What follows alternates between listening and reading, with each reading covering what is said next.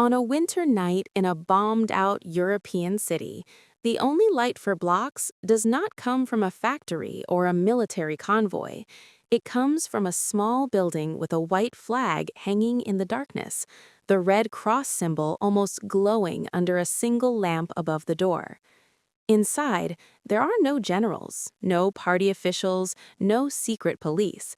There are children sleeping on cots made from rough wood and army blankets. There are mothers wrapped in shawls, holding ration cups of thin soup. There are a few exhausted volunteers moving from bed to bed, checking bandages and temperatures, their armbands marked with the same simple red cross. Outside, regimes talk about power in terms of tanks and rockets, but for the people behind these walls, power looks like something very different. It looks like a place where the police do not ask which side you are on. It looks like a space that quietly says, for this one night, you are safe. That is the idea at the heart of this story. Red Cross safe houses. Not secret bunkers for spies, but real, documented places where the International Committee of the Red Cross and National Red Cross societies turned anonymous buildings into islands of protection in the middle of total war and Cold War. Places that allowed the United States and its allies to build an entire humanitarian infrastructure that authoritarian regimes simply could not match. To understand why this mattered and why it shocked Soviet planners who assumed terror and control would be enough, you have to start in the ruins of World War II. When France fell in 1940 and German troops marched under the Arc de Triomphe, millions of civilians were left to fend for themselves. Homes smashed by bombing, fathers gone to the front or to prison, children and mothers wandering roads in search of food. On paper, the Red Cross did not have an army. It had no police force, it had no territory, but it did have something more subtle and, in the long run, more dangerous to totalitarian control: a symbol recognized by both sides and a mandate to go where civilians were suffering. In occupied France, the Joint Relief Commission of the International Red Cross set up a web of relief operations. They opened communal kitchens where people could get a bowl of soup without answering political questions. They organized milk distribution for infants and young children. They supported children's homes, improvised dormitories and shelters in schools, hospitals, convents, and private houses that, in practice, became safe houses for the most vulnerable. Imagine one of these places in 1943. The outside of the building looks anonymous, maybe a school or a parish hall. Inside, the air smells like soup and disinfectant. On one side, long tables where children eat. On the other, beds set up in rows with a few toys scattered on the floor.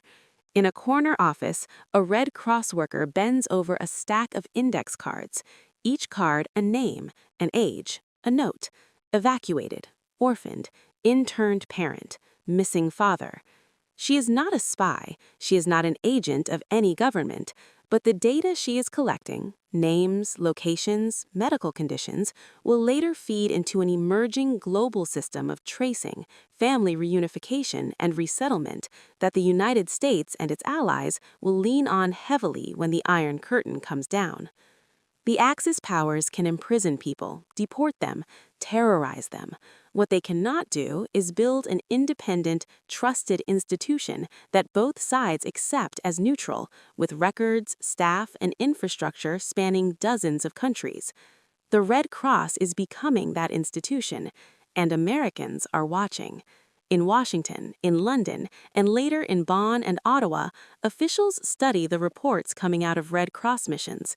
They see not just suffering, but a blueprint: how to move millions of civilians through war zones without losing them entirely to chaos. They see how careful documentation, standardized forms, and on-the-ground shelters can turn a mass of refugees into a manageable caseload. Where the Soviet system is perfecting the art of the internal file, secret dossiers on dissidents, ever-growing lists of enemies of the people, the West is quietly perfecting the art of the humanitarian file: names tied to rations, medical records, resettlement applications, tracing requests to find missing relatives. On the ground, it looks like a tired nurse with a notebook. In the long view, it's technology plus law plus compassion, turning anonymous suffering into organized protection. After 1945, Europe is full of people who do not know where they belong. Displaced persons, DPs, crowd into camps set up in former army barracks, schools, and even former concentration camp sites. Poles who do not want to go back to a communist homeland. Balts who fear Soviet reoccupation. Jews who have survived the Holocaust with no family left. Again, the Red Cross is there. ICRC delegates and national societies help run transit centers and infirmaries. They coordinate with UN agencies and military authorities. They set up safe spaces inside DP camps where the most vulnerable can sleep, eat, and seek medical help without harassment. From the outside, a DP camp looks like a sea of uniforms, barbed wire, and barracks. From the inside, there are zones that feel different. A Red Cross medical tent, a children's home, a protected dormitory for women. These are safe houses in everything but name. But there is another side to this story. To help people move on, the Red Cross issues travel documents, emergency papers for refugees without recognized status, people with no usable passports. The intention is clear: give stateless survivors a way to cross borders legally, to board trains and ships, to start new lives. The system is overwhelmed. Verification is minimal. In that gray zone, war criminals and collaborators slip through. Former Nazis and fascist officials manage to obtain Red Cross papers under false names, using them as tickets into rat lines that lead to Spain, the Middle East, South America. It's not a conspiracy, it's the dark edge of a humanitarian tool. The same document that lets a Jewish orphan travel to a new life in the United States might also let a former SS man escape justice to Buenos Aires. For Soviet propagandists, this is gold. They accuse the Red Cross and the West of protecting fascists. They claim the entire humanitarian system is a mask for imperialist deception. But in the West, especially in the United States, the lesson lands differently. Officials realize that humanitarian tools need safeguards. They push for better screening, stronger identity checks, closer cooperation between Red Cross registries and Allied intelligence. Out of that pressure, new standards emerge, a marriage of humanitarian concern with the growing processing power of Western bureaucracies and later computers. The Soviets can denounce, but they cannot replicate. They lack independent institutions trusted by both sides. They lack the free flow of information and technological infrastructure to build a comparable global network of shelters, documents, and evacuation programs. Through the early Cold War, conflict shifts from total war in Europe to proxy wars and internal conflicts across the globe. Korea, Algeria, Hungary, Congo. The map changes, but the pattern recurs. In city after city, as fighting erupts, Red Cross delegates try to carve out small pockets of safety. Hospitals, schools, community centers, places marked with a Red Cross emblem, declared protected objects under the Geneva Conventions. The Red Cross is not a Western agency. It is neutral. It insists on that neutrality. But in practice, the United States and its allies are the ones pushing hardest for the Geneva Conventions to matter, for protected spaces to be respected, for evacuations to be organized rather than improvised. In 1948, in the chaos of the Arab-Israeli War, an ICRC delegate named Jacques de Renier arrives in Palestine with almost nothing but his authority and the emblem he carries in his car. He negotiates with Haganah, with Arab commanders, with local militias. He sets up hospitals under the Red Cross flag. He organizes convoys to evacuate civilians from combat zones to safer areas. At one point, de Renier claims to have directly saved around 15,000 people through these operations. The numbers can be debated, but the pattern is clear. safe points created by negotiation, marked by the emblem, recognized by fighters on both sides as off-limits. In Kashmir in 1947 and later in 1965 and 1971, Red Cross teams broker evacuations of civilians across tense front lines between Indian and Pakistani forces. They establish small transit sites where people can gather before being escorted under Red Cross flags to the other side. These are not secret bunkers. They are not basements with false walls. They are open, safe houses whose protection rests on law and mutual interest. From an American point of view, this is a quiet revolution. The same civilization that built the B-29 bomber and the atomic bomb is now investing in something unexpected, a global legal framework and institutional culture that treats certain buildings, certain vehicles, certain emblems as almost sacred. Hospitals, clinics, Red Cross shelters, places where violence is supposed to stop. Where the Soviet Union pours its technological genius into missiles and tank armies, the United States is pouring a different kind of technology into the humanitarian space. Telecommunications networks that carry Red Cross reports from the field to Geneva, New York, and Washington. Logistics systems that coordinate airlifts of food and medical supplies to safe areas. Computer databases that track refugees, prisoners of war, missing persons. Authoritarian regimes understand force. They do not fully understand what it means to weaponize compassion at scale, to build structures that treat empathy as a system, not just an individual virtue. Jump forward to the late 20th and early 21st centuries, and the picture grows even sharper. In wars from the Balkans to Syria, the Red Cross and Red Crescent are still creating safe spaces.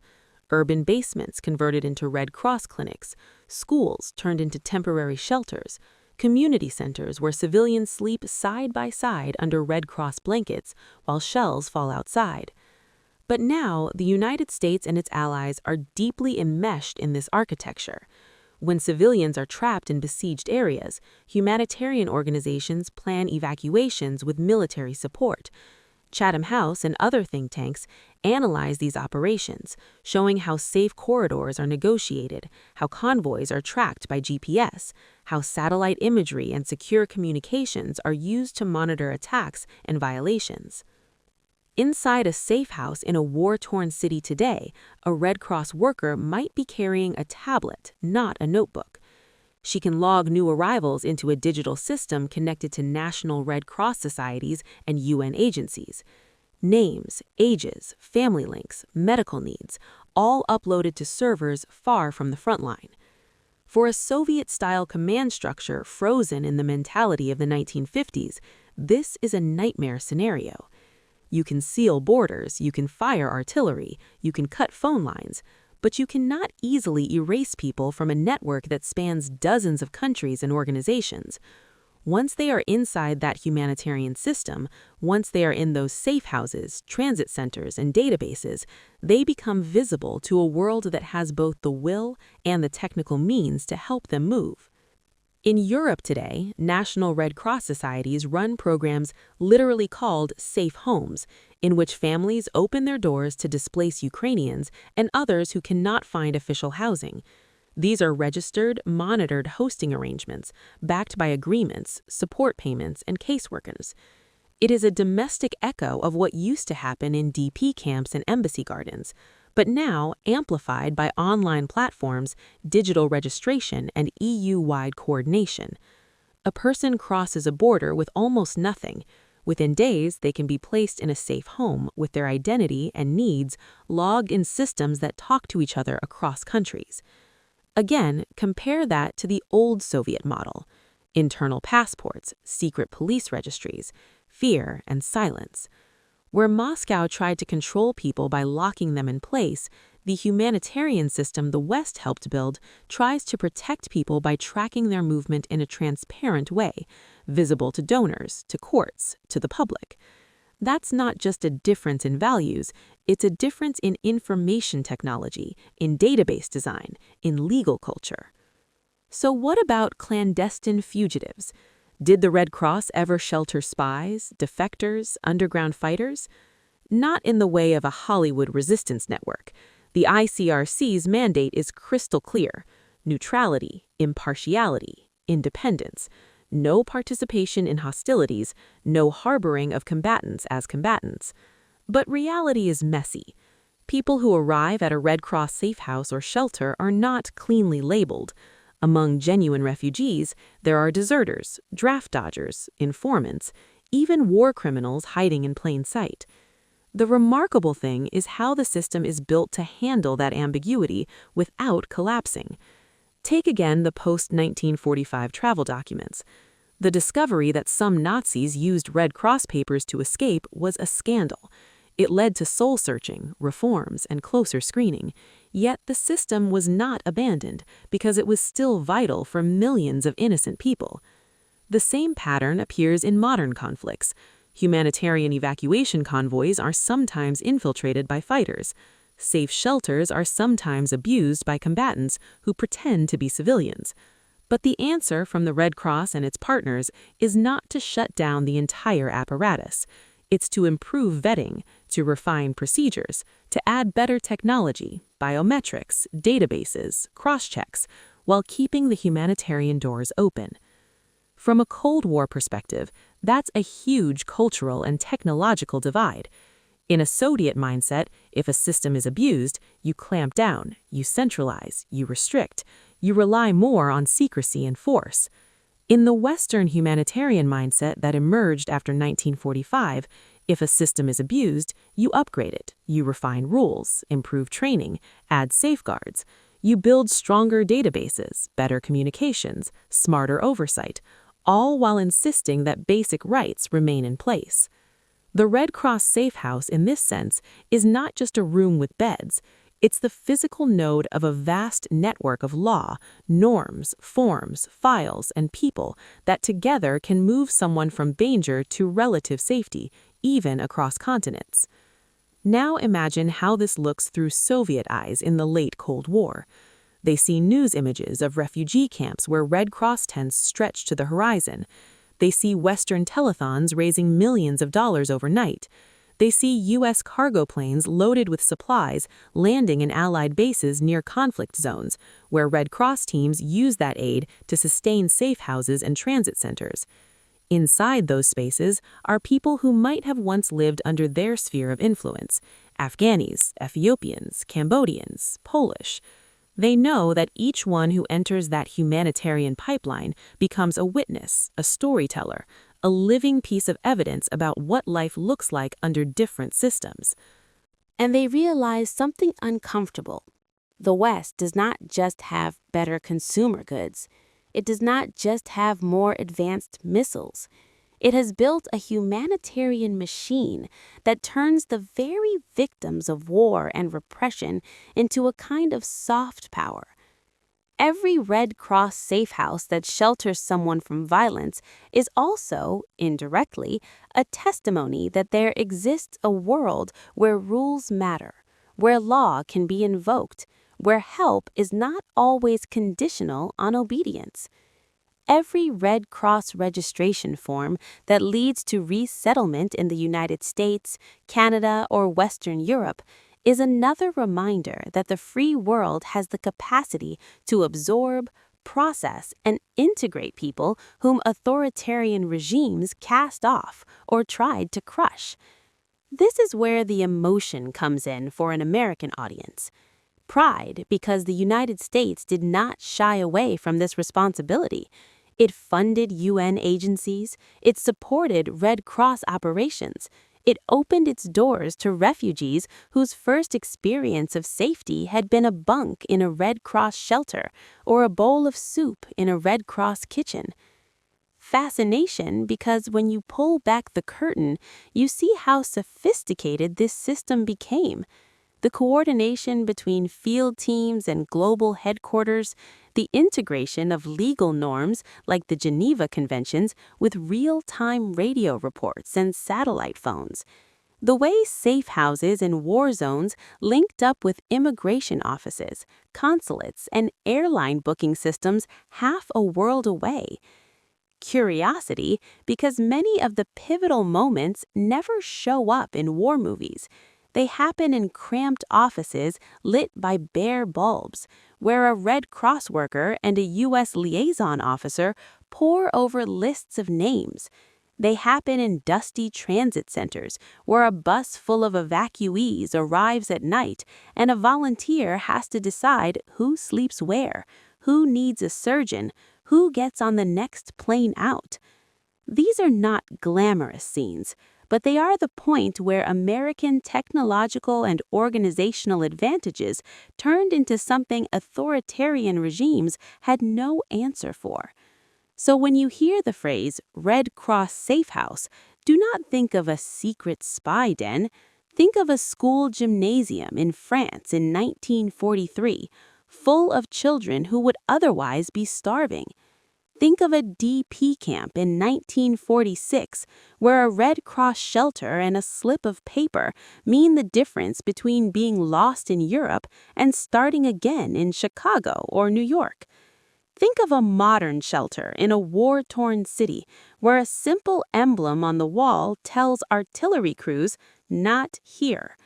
And behind all of that, think of the quiet shock in the minds of planners in Moscow, Beijing, or any authoritarian capital who realized that their greatest enemy might not be a bomber or a tank, but a network of small, stubborn places where their power suddenly had less reach. Places where a mother can close her eyes for a few hours without fear. Places where a child can drink a cup of milk under a roof that does not belong to a party or a state. Places where the free world's laws, logistics, and technology converge on a single, simple message. Tonight, in this house, you are more than a statistic. You are protected. That is the real battlefield where the Red Cross Safe House stands. And in that battle, the battle to turn compassion into infrastructure and mercy into a durable system, the United States and its allies built something the Soviet Union never truly understood and never managed to match.